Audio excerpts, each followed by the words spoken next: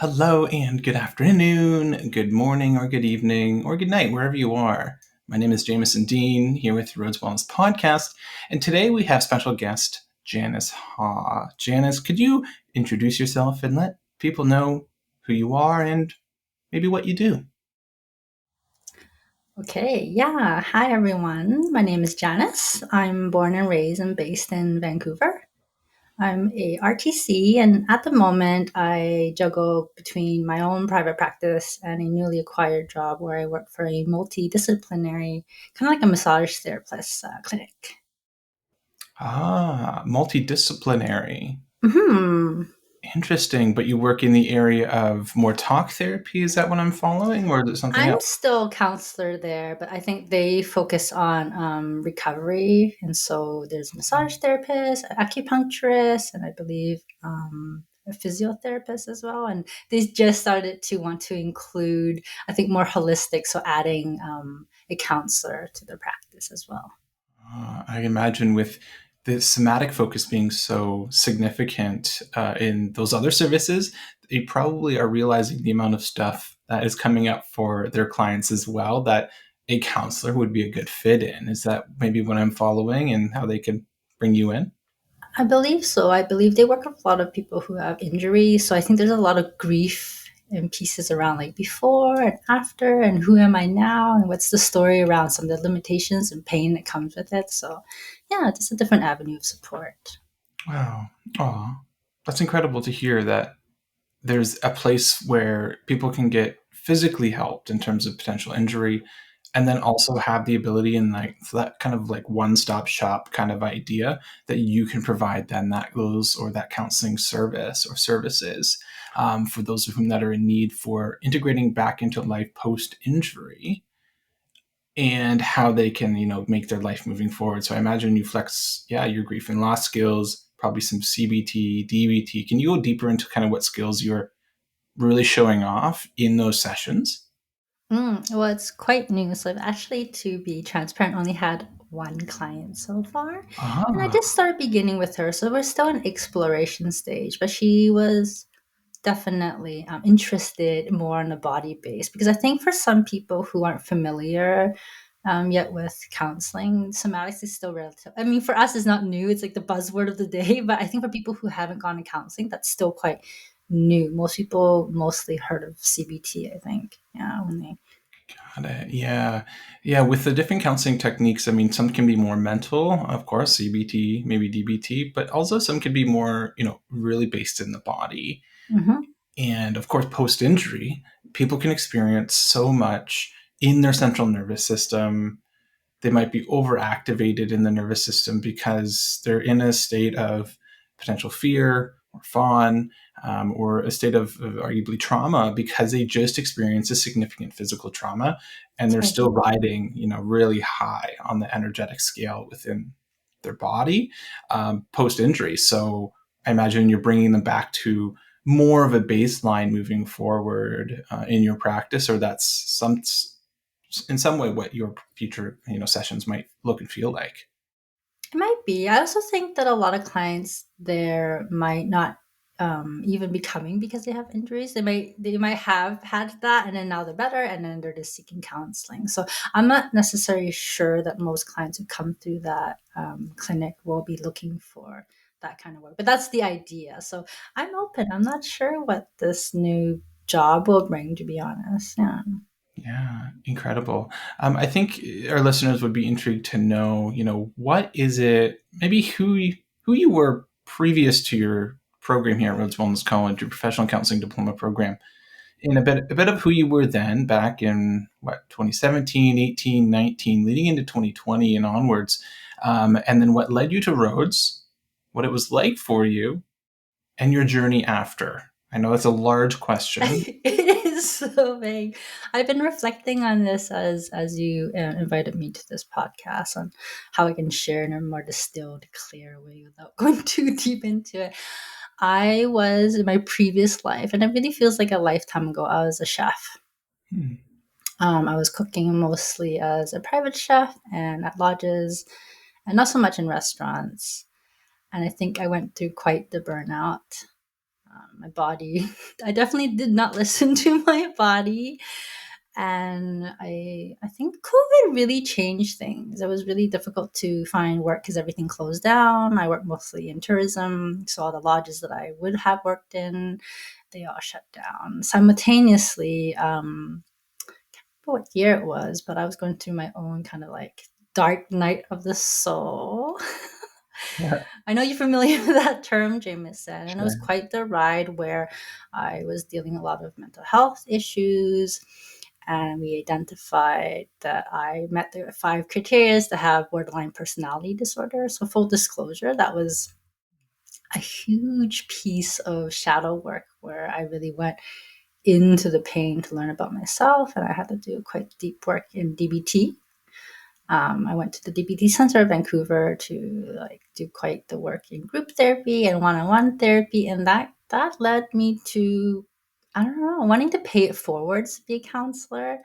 I found that all my time, all the things I talk about, every book I was reading, and all my money kind of went into therapy, and it felt like it made sense to just kind of transition into, I guess you say, the wounded healer is an expression that we can hear quite a lot in, I think, at Rhodes, wanting to step into that. I felt the calling to, yeah, pay it forward. So I don't think I would be where I'm at without the support of all the coaches and therapists that I had in my life.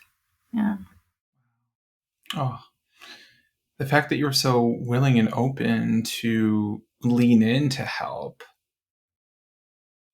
is amazing. And I'm curious, what did it take to lean into that help that eventually did help you with that burnout? Oh my goodness. If you don't mind me asking, if you're open Oh, to it, yeah, what was it that yeah. I made you mean, say, okay, I need help? there wasn't a specific one incident. I think there was many what we call rock bottoms before, and I wasn't willing and open to receiving help. Trust me, it was more of a an ultimatum that one of my partners, one of my ex, who I'm so grateful for, not in a rude way, but I think Mm, he really reflected back to me like, I think there's some things in your life that you haven't taken a look at and haven't faced, which makes it a challenge for you to lean into life and build that foundation that you might need. And I did my own Eat, Pray, Love, where I escaped around the world doing retreats and all that. Not to say that that wasn't helpful, but that was still a sense of spiritual bypass that I did. And so, I can sing mantras till the cows come home, but I didn't really look at my stuff. And so that began a different kind of journey inwards, yeah, meeting my shadows. And I was kicking and screaming, not really wanting to go to therapy because I was afraid of letting go of that part of myself who wanted to be the victim. I think I was comfortable with that narrative. And so the idea of a therapist taking away that and trying to empower me didn't feel good at first. I was quite willful, I would say. Yeah. oh, I appreciate you sharing. And that also, I think I resonate deeply because we're all afraid of change initially. And sometimes our brain thinks, oh, it's 100% different, that we're changing. But I often look at it metaphorically, like we're pulling different strands slowly from our past, Yes.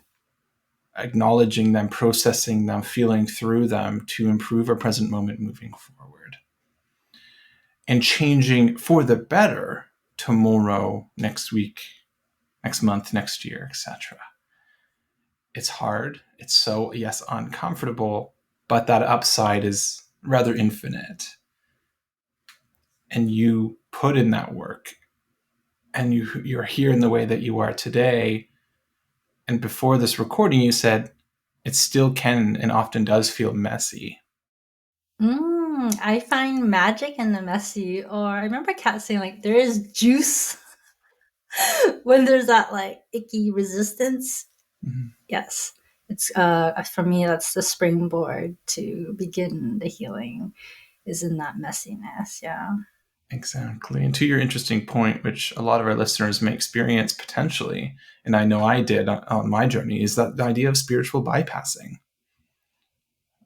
Oh, I'm a soul. I can just meditate and therefore not actually acknowledge what I'm choosing subconsciously, maybe not to feel. Yeah, there can be a tendency, and I wanted to tread carefully here and hope that listeners, not coming from a place of judgment, but coming from my Mhm. own experience, I think there can be a certain it's like spiritual aesthetics that Instagram likes to see, where I guess my background has that it's all light and love and softness and all that, which I do love. I'm really into aesthetics.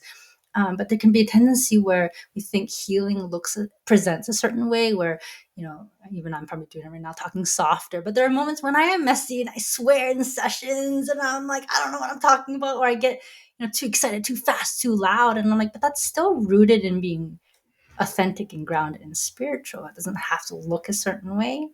But I think we forget in social media because it is quite curated, I think, that spiritual wellness realm in general.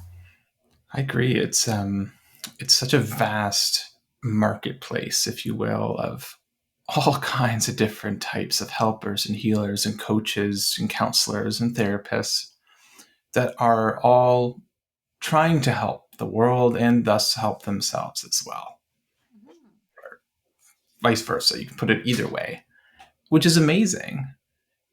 Yet at the same time, there's that level of authenticity that is often missed, I find, in the approach, because we feel sometimes like we have to be a certain thing to be sold to others, in a sense, or to sell ourselves to others, to have them Yes. come to us and pay us. Totally, totally, and I guess that's where the imposter syndrome comes in because when you find that it's hard to align with that curated self, I think performance, presence over performance, right? And I'm totally human. So I'm guilty of that and forgetting and going into a trance of wanting to show up a certain way and then remembering and then pop out of that and trying to, even the word authentic, I'm like, what does that mean?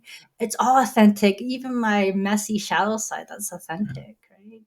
You cannot not be authentic. Even when you're masking, there is a sense of, it's kind of like when people say, well, this is not spiritual and that's not spiritual. I'm like, but it's all spiritual. It cannot not be spiritual if you are a spirit. Right? If you assume, I guess, that if that person has that person may not have that understanding or idea or connection, though, with themselves or this thing called life. And they may not even describe it as a spiritual event, and that maybe Hmm. everything is black and white and super scientific, but arguably, maybe in our biased opinion, when things are super scientific, it is thus also spiritual at the same time, because you can probably calculate the amount of atoms that were currently residing within our space that's between us and this conversation and the future and all of that. So, yeah, it's really interesting to kind of see that spectrum of like being authentic as spirit per se, and then also super scientific and non-spiritual, but then the other side that is super spiritual at the same time. It's such a fun interplay of perspective. Yes, and I love that tension in between of that nuance. Like you mentioned black and white, and of course we talk about the cognitive distortions. That is one of the prime ways our brain does tend to lean towards, I think. And I love paradox, so it's not like one or the other. It's to me most often both. That's what DBT really had to wire my brain, is how do we hold space, because dialectical means polar opposites coming together, right? So can it be scientific and spiritual? Right?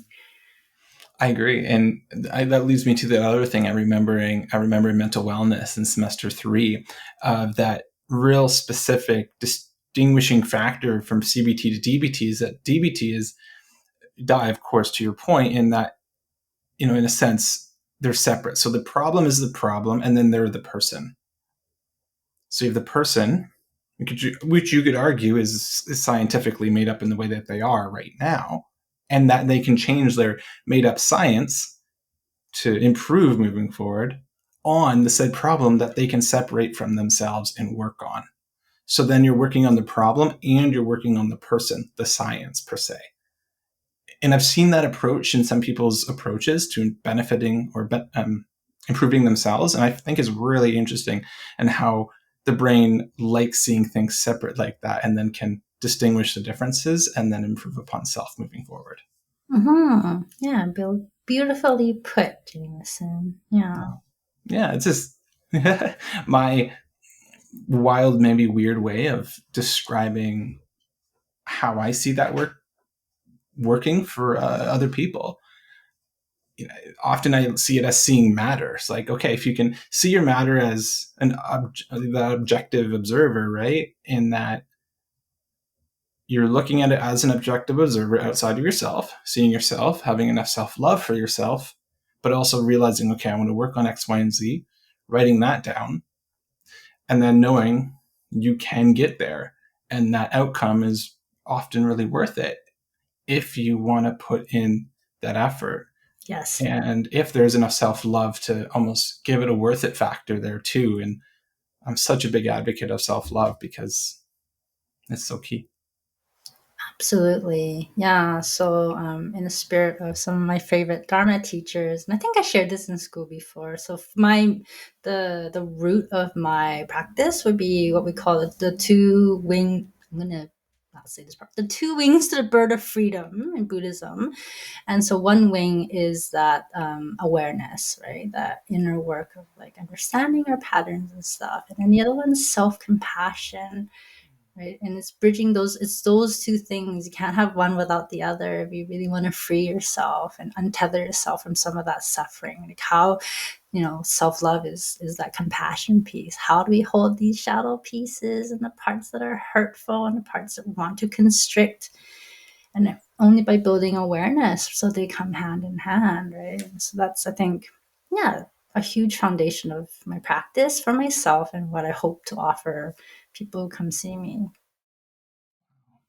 That's amazing. I appreciate you sharing. I've never heard that articulated so clearly and understandably for it to really resonate, because self-compassion is, to that self-love point, is so key to allow you to really thrive moving forward. Because when that bird per se becomes stagnant in its own drinking pool, if you will, often it can get stinkier and stinkier and stinkier if the bird doesn't have the self-love and eventual freedom to feel like they can fly somewhere else that serves them better. Totally. And I imagine one broken wing wouldn't really allow them to fly. So, yeah. Yeah. And that's the Unfortunately. hardest piece. We talk about self love as if it's like you just love yourself. And people are like, how? My clients are, I'm like, I can't tell you. It's like your secret sauce. It's going to be that it's your journey. You can't tell someone per se the exact formula on how to love oneself. It's a sense of discovery, and I'm not saying I'm fully there yet. There are days when it's harder to love myself. There are days when it's slightly easier. Yeah, I hear you in that. And I often think more comes up the more we let come up and work on, and that arguably maybe we're never perfect. Because the more we experience life and live second to second, the more stuff comes up for sure. in terms Definitely of not looking for perfection, James. the messier, the better. It has its, yeah, I think messiness has its place for sure. Yeah. Yeah, like I was saying previously, before this call actually with you, can we be childlike and just play and draw and know it's gonna, from an adult's eyes, suck and be awful and gross and terrible and wild? But over time, the more we express, the better we feel and the better we get at expressing, and thus the better the painting appears and makes sense and shows that adult a lot about what's going on internally. Yeah, thank you for pointing out something that I try to remind my clients who come to counseling. They ask, "What can I expect in the session?" I remind them it's not always about talking about your trauma and talking about all the pain points that I try to set aside, not always, depending on what's happening, but to orient towards joy, especially when I think about like body-based work and somatics. Like often clients come to us because they don't feel safe in their body. So there isn't a lot of landing space to orient towards joy and pleasure. And so part of that is like, okay, is there even 1% in your life or in your body that can feel that joy or even maybe more neutrality? Right. And so I said, okay, so part of our sessions, I want us to celebrate what is working, not just talk about what isn't working. That there tends to be this idea that therapy is all about ranting and complaining about all the things. And I'm like, okay, but we're just anchoring more of that neural pathway of like what's not good in our lives versus like, can we open up if there's availability and there's safety, what's joyful? And I'm hearing for you, your medicine is creativity, right? Yeah, Carolyn Miss, who's a writer and an awesome human, often said the opposite of depression is expression. Okay, yes. And that's something that Yes. always resonated with me. And yes, black and white thinking pattern, cognitive distortion, but it hit me like a ton of bricks the first time I heard it. And I'm like, if we can express, maybe we can feel less potential depression if that's what we're experiencing, or from one part of our life, maybe.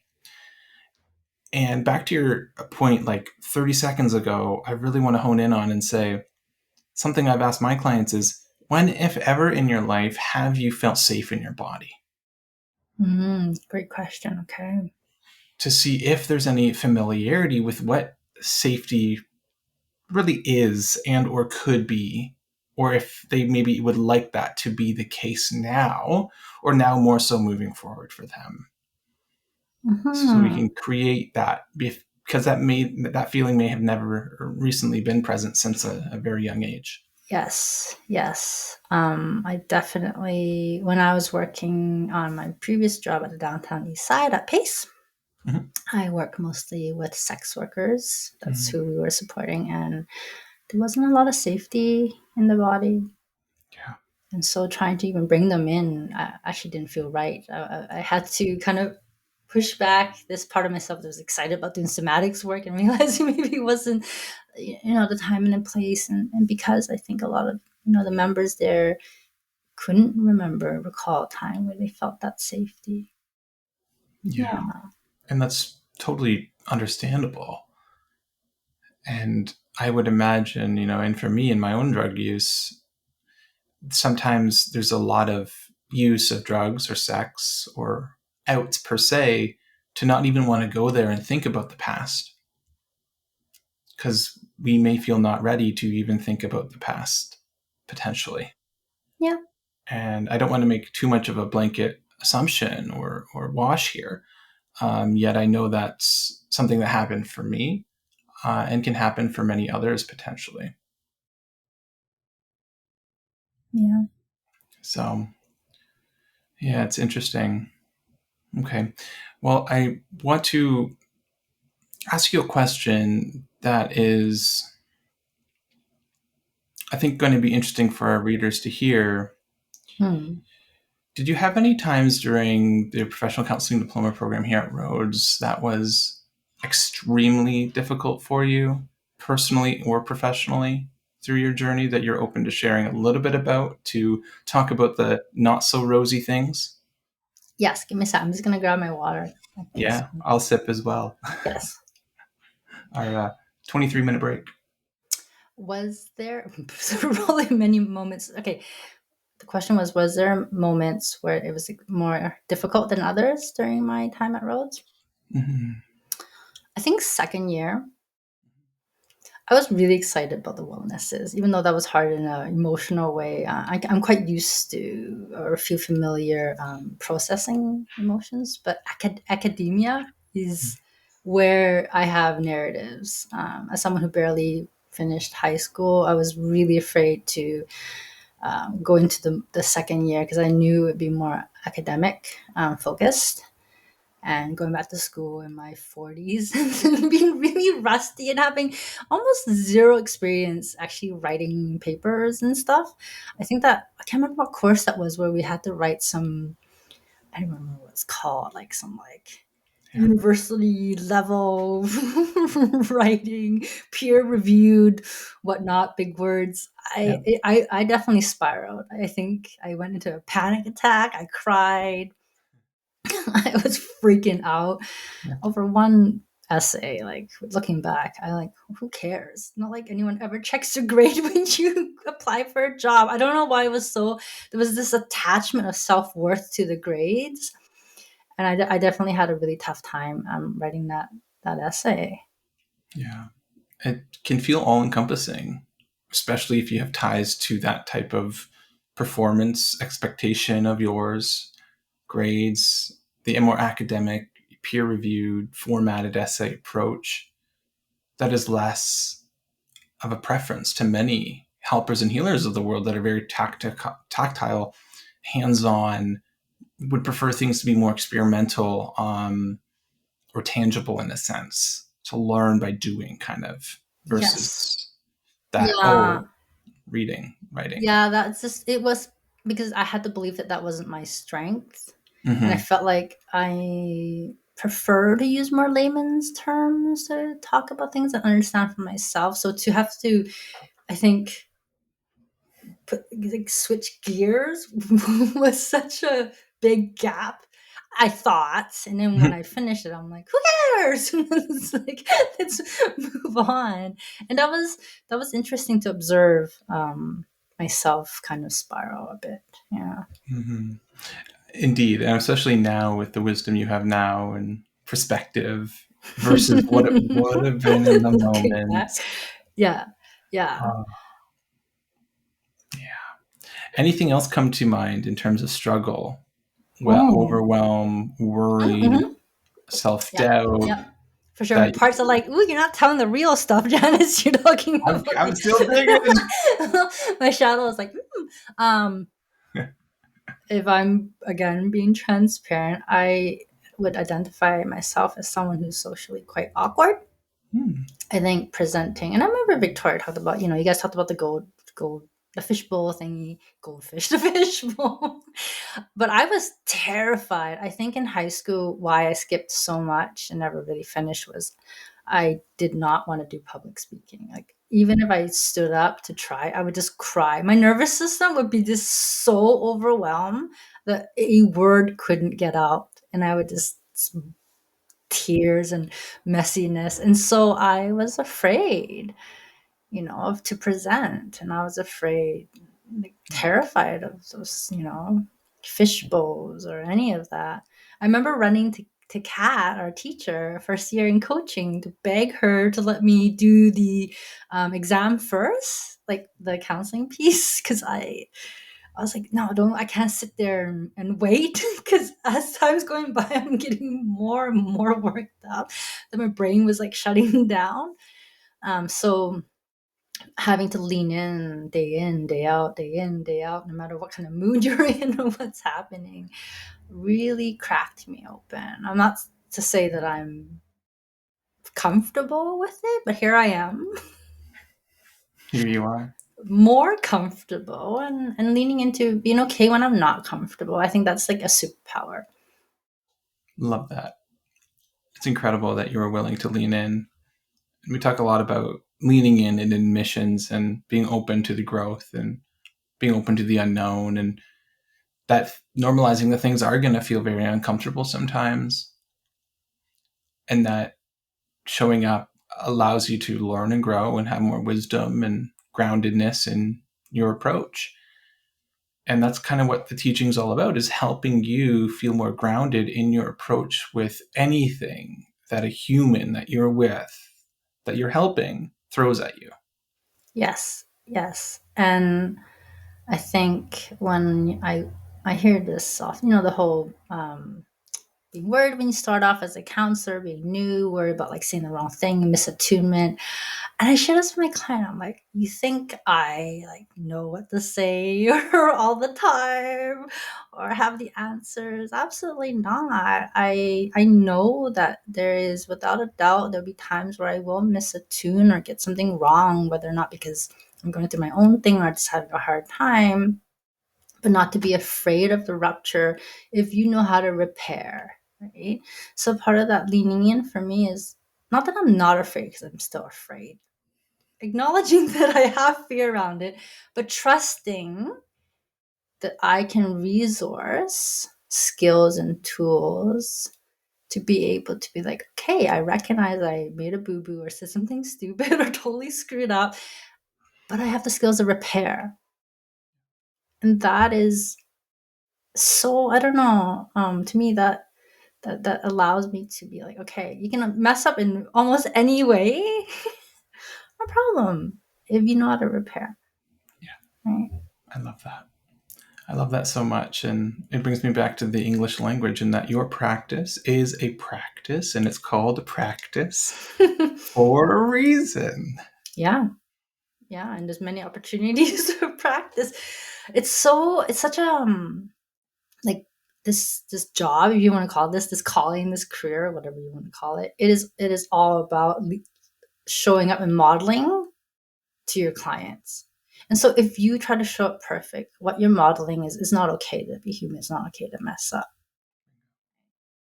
And so it's this constant feedback loop, mirroring, constant seeing, oh, here are the parts of myself that's trying to be perfect or trying to shut down. And then, being compassionate and being aware again, right? Those two wings. I love being like, forget how much you can make or how cool it is or how helpful you are. I love being a helper or a counselor because it allows you to keep distilling and attuning and evolving and clarifying your own like sense of self and values. Like you can never stop looking almost. I agree. Right. I agree. Yeah. It's extremely stimulating, I think, for many of us that have always been interested and or intrigued in human behavior. And that's just so fascinating. You could sit and talk for 30 years about human behavior Yes. easily, just no problem. Totally. Totally. Yes. Yes. Yeah. Yeah. And Right. how that And also relates back to your own behavior and how you would behave versus how they behave. And then that spectrum again between what your morals, values, beliefs are, preferred way of showing up that is, say, authentic to you versus the way they're showing up and maybe why, and how your perspective helps their perspective or could help their perspective greatly if in the event they felt called, maybe to your perspective, helping them. and I try to really, what I loved about Rhodes the most, well, not the most, one thing is always checking in with our biases, right? Mm. So not that, again, I'm not perfect at that.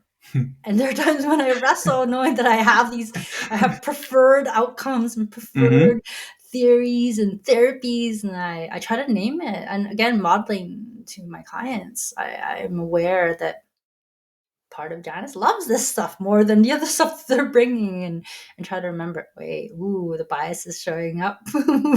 How can we stay client centered? And remember that it can be difficult sometimes. I totally agree. And I remember and for those listening, fish bowls are, you're the fish in the bowl. Yes. There's 10 people, 20 people, 30 people around the bowl watching you coach somebody Yeah. else in that fish bowl. Yeah. And I was in a fish bowl. I was the first person to volunteer as the coach in semester one, in the Life Skills Coaching Certificate Program, semester one. And it was terrifying.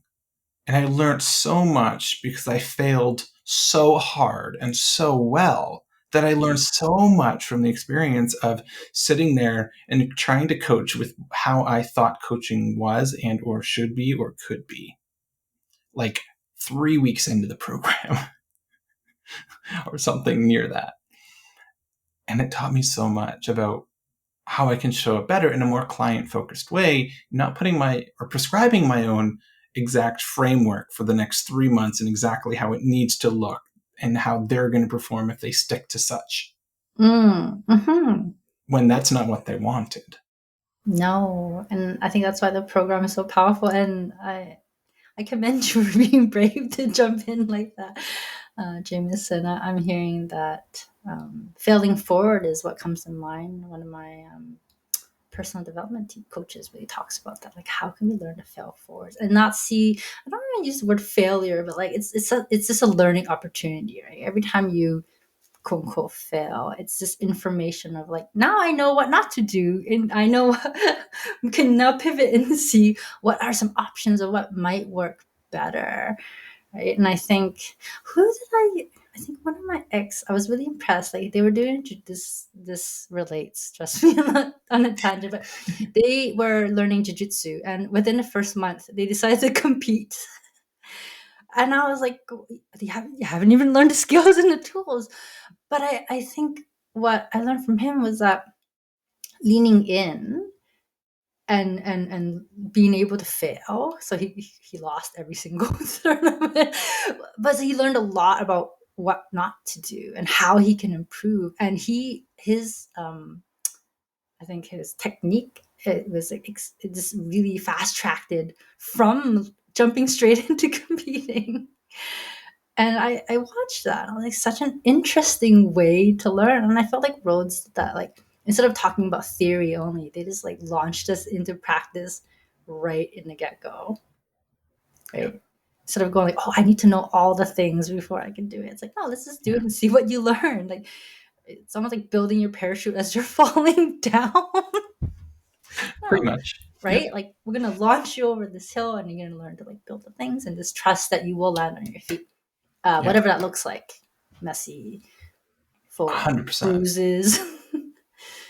That's it. And you learn from that and how not to do that and how to build in different techniques to get you to where you need to, in a sense, somewhat be to really hold space well for others.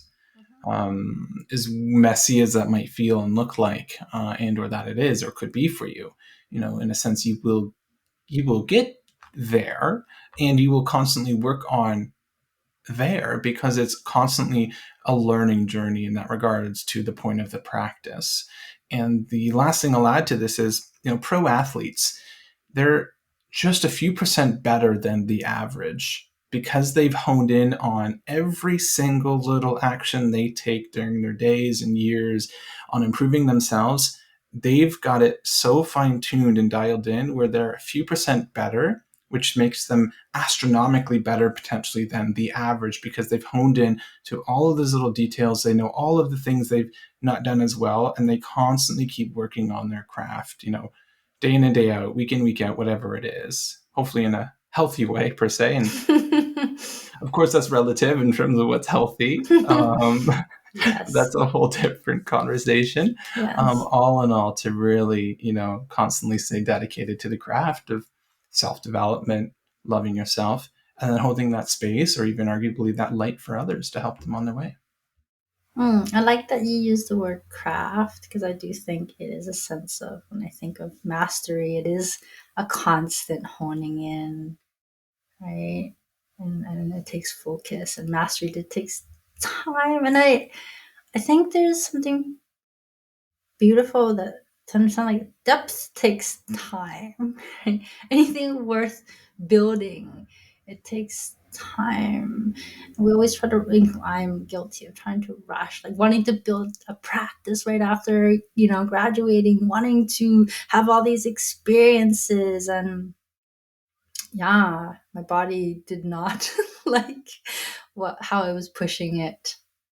Uh, That makes sense. And it leads me to this narrative that I heard the other day, and that the new mantra, it seems, or the new saying in business now is plan long, not big.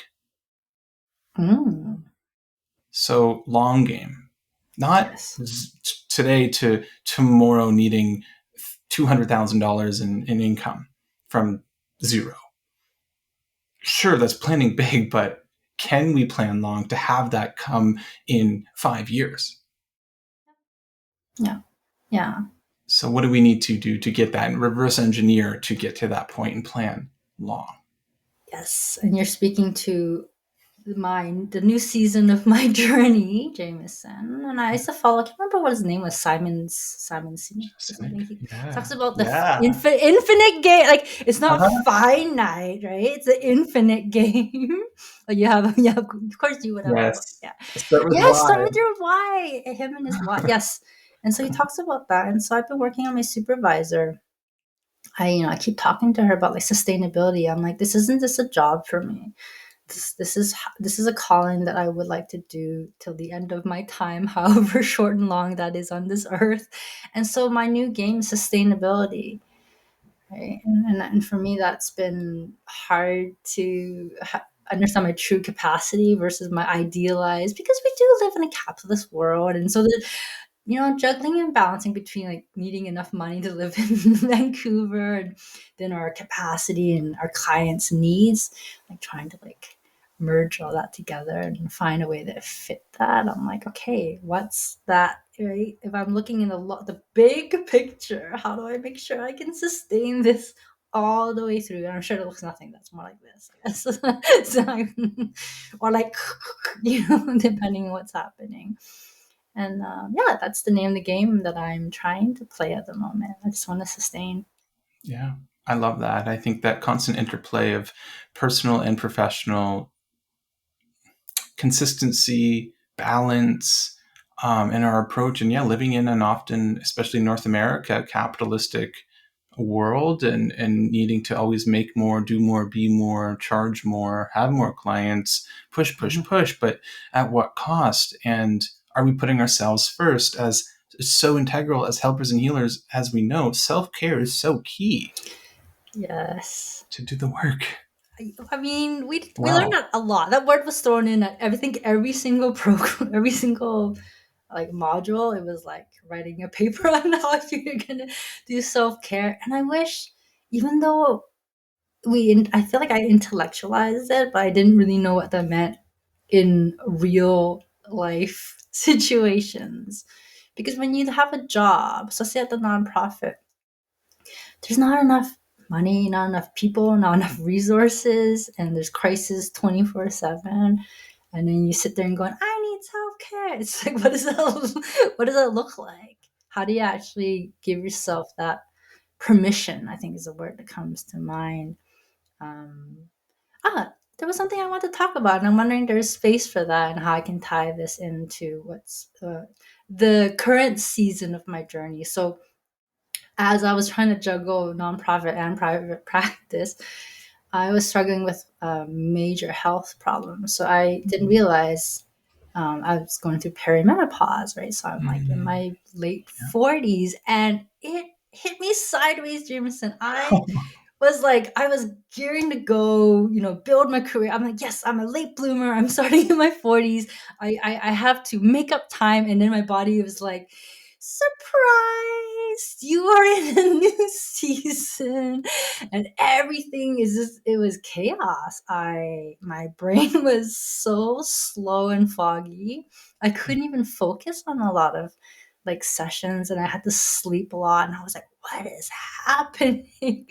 My doctor was like, you're depressed, and put me on antidepressants, and I was like, um, I'm not depressed. I'm in this field. I think I hope that I have awareness whether or not I'm depressed. But it was quite, I had to really pause and take stock and be honest with myself and be compassionate with like, wow, okay, you're gonna have to work totally differently than you thought you would.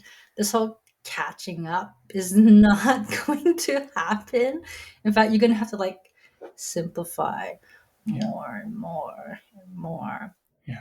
And the whole like comparing is a thief of joy. I definitely had to stop looking at all the alumni and where they're at and how many clients they were having and how much, how successful everyone was. And I remember thinking like, when you first invited me to this podcast to talk about the successes, I'm like, ooh, what does that word mean in this moment Yeah. for me today? Is Mm, again sustainability because of that, because I was absolutely. going through all that. My body was asking me, like, please slow down. That is the only option you have. Yep. And success means to listen and honor Mm. where I'm at. And there just tends to be in society that a stigma around. Even had clients joke like, "She must have been menopausal," and I was like, I'm going. I'm in that stage. That there's something about women going through this time period that are invisible or not as enough as, or if you can't be a mother anymore, like what it comes with this whole other sense of grief and what's to be, and it's a very sacred moment. It is. I can only Yeah. imagine, considering biologically my body and what it might happen in yours and many other women across the world around.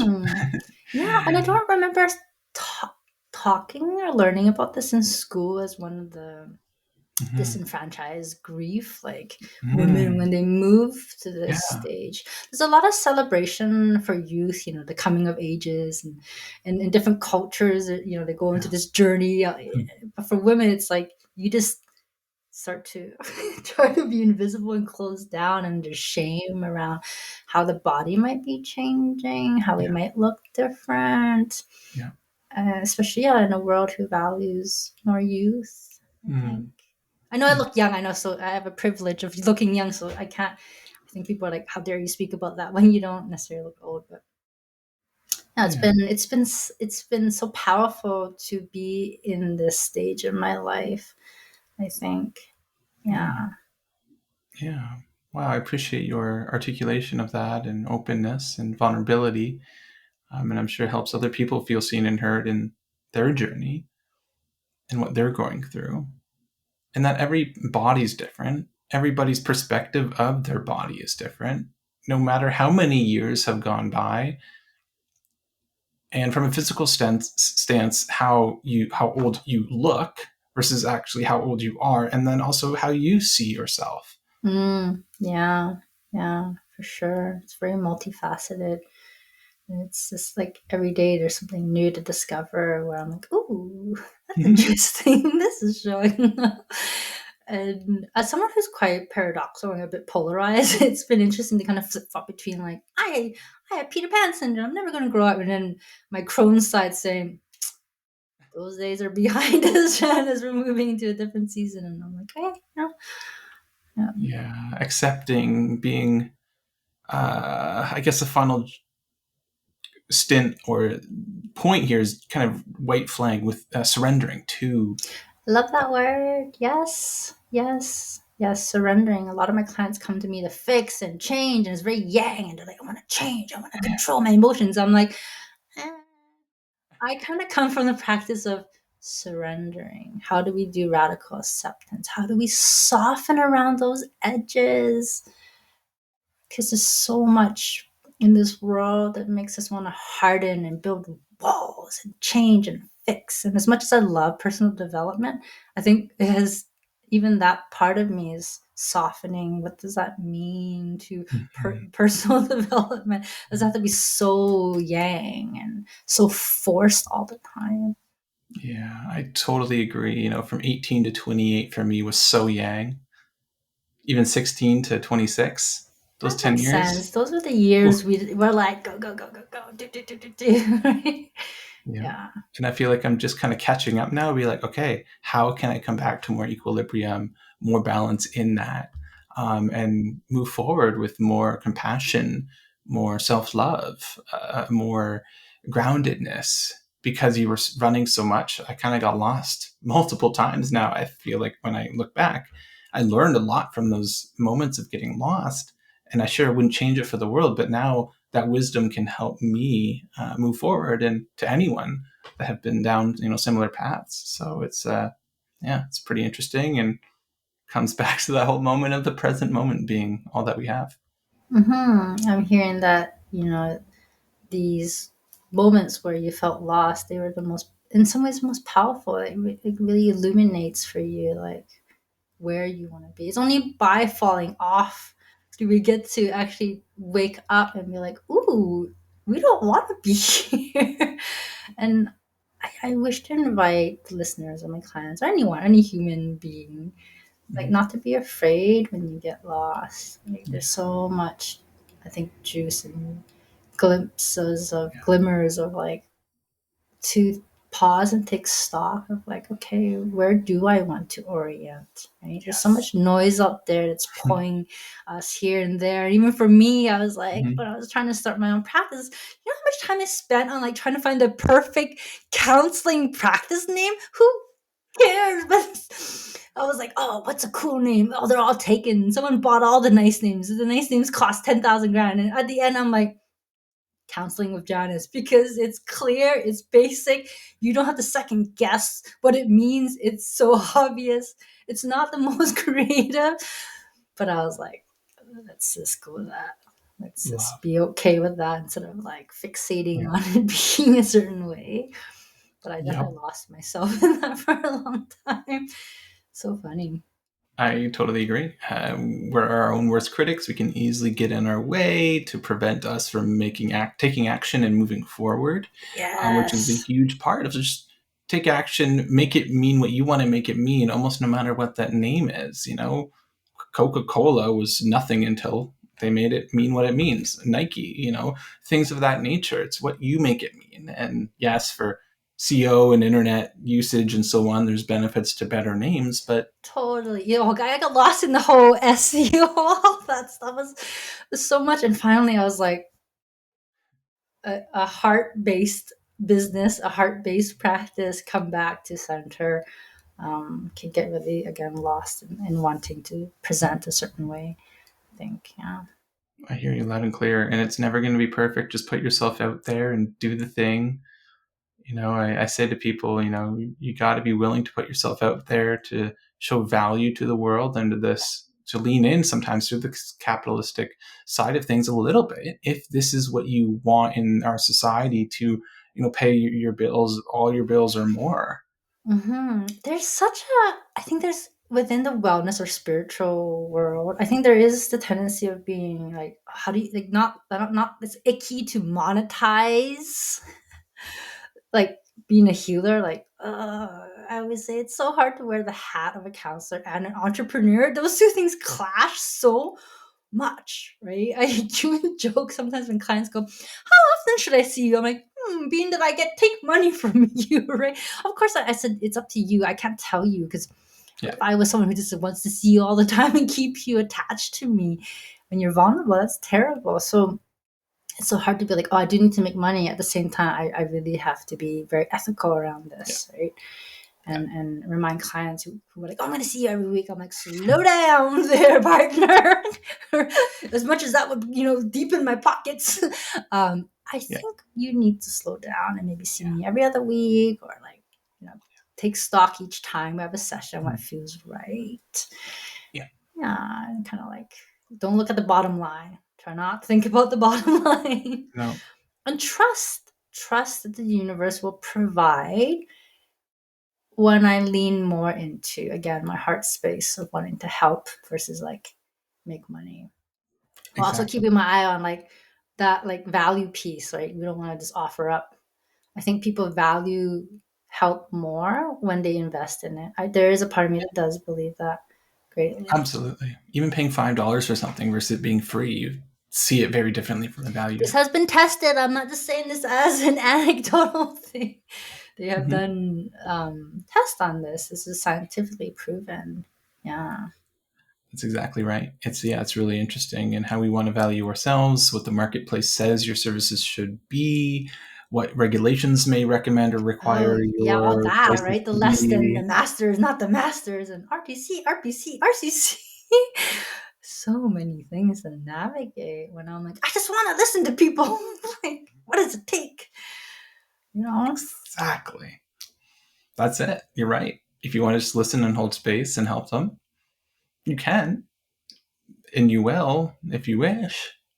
With, Yeah, from a capitalistic sales point of view, with our program, you can do that. And absolutely. I'm so grateful. mhm, I did worry, I had to like redo high school so I can get into university. And I was like, I'll be like 70 before I start this journey. So I'm really grateful that Rhodes allowed that opportunity. to get the credentials so that I can begin supporting others.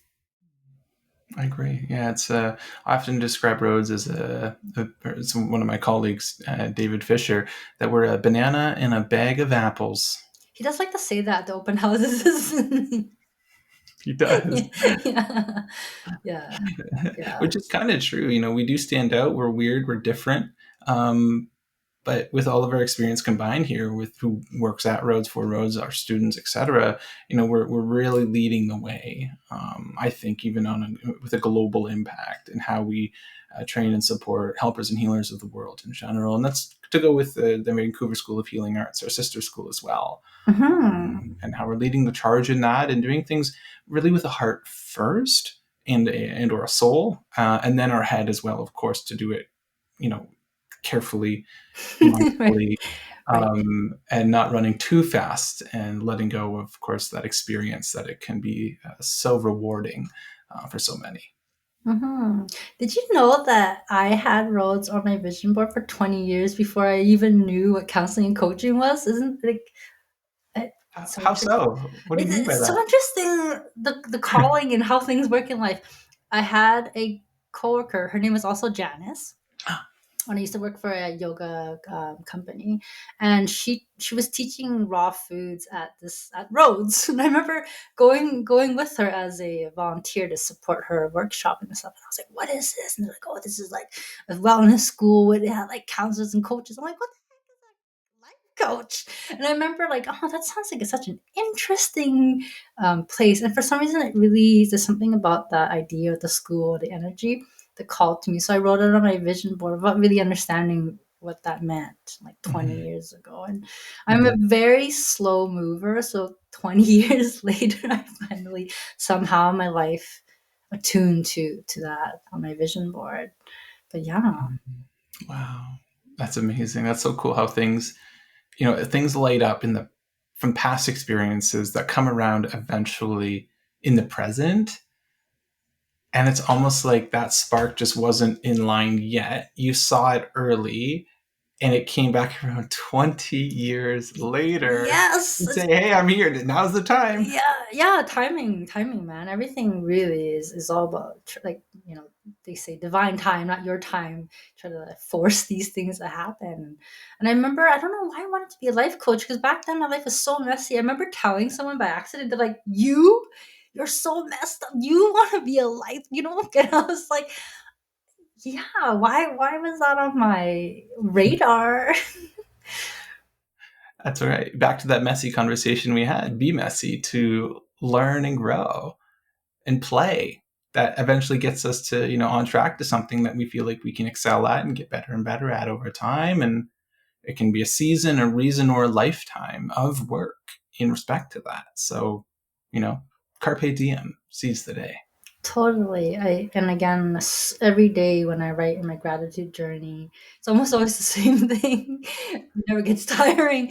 I am so grateful that I was able to turn all these, and not to invalidate people's experience. Like trauma is trauma, but to be able to use some of that trauma and build a life worth living and to support others. Like I couldn't have imagined during my dark nights of the soul that this would be an opportunity, in some ways, to shine, to bring forth light from my darkness. And it really all stems from the darkness. So that's the crazy part. It births from all the darkness. All the beautiful things in my life literally stem from all that junk and gook. And so I am this can cry from thinking about how life has brought me to my knees, but brought me here. Right? Mm. Oh, whew. Yeah. Yeah. That's,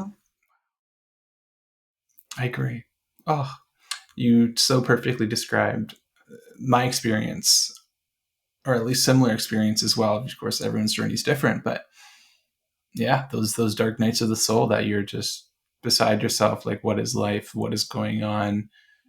Is this all worth it? Those kinds of thoughts or narratives that we can easily believe about ourselves, and that can create that darkness for many nights, years, etc. I mean, it can be really tough, but there is light at the end of the tunnel. There is reason to move forward and choose, living and choose the love and light and warmth that that life can provide. I see light as life and life as light. So bear with me. Mm, yes.